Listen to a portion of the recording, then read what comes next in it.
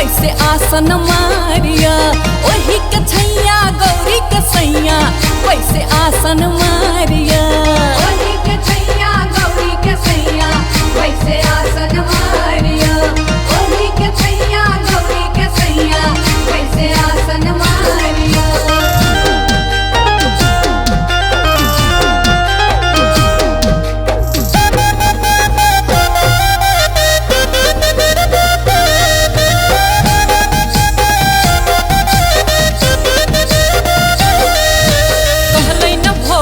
सुनू ये गौरा के किछ न बुझाइया ये।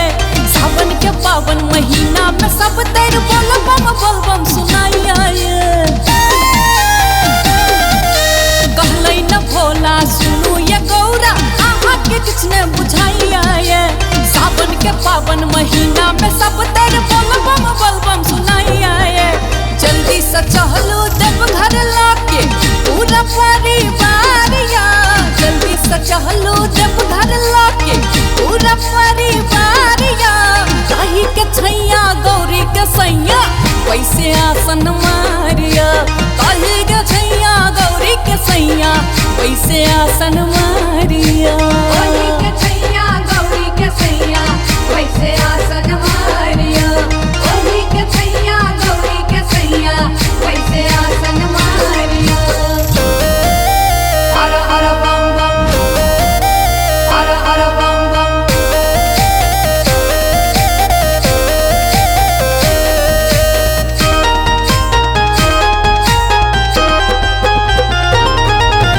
अजके में शोर भेलै घरे में जोर सा घुमा के भेटल बहाना ये। ओतै से चलब जनकपुर के महला कीन देब जाकऽ बेदाना ये।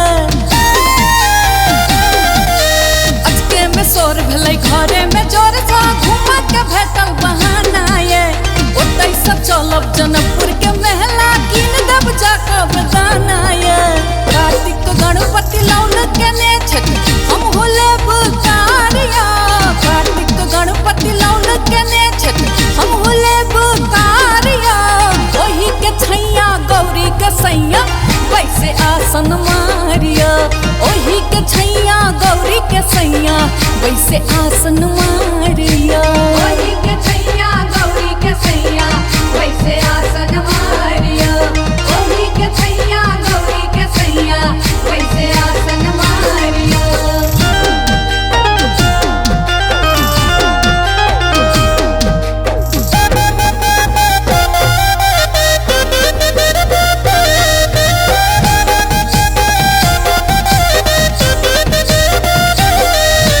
अंकुर दीवाना के लिखल यो बाबा रश्मि सुनावे नचारिया। अही छी भोला शंभु शंकर अही छी त्रिभुवन धारिया। अंकुर दीवाना के लिखल यो बाबा रश्मि सुनावे नचारिया। अही छी भोला शंभु शंकर अही छी त्रिभुवन धारिया। किया रुसल छी हे यौदानी बोलो ने के बारिया। किया रुसल छी हे यौदानी बोलो ने के बारिया। ओही के छैया गौरी के सैया वैसे आसन मारिया। ओही के छैया गौरी के सैया वैसे आसन मारिया। ओही के छैया गौरी के सैया वैसे आसन मारिया। ओही के छैया गौरी के सैया वैसे आसन मारिया।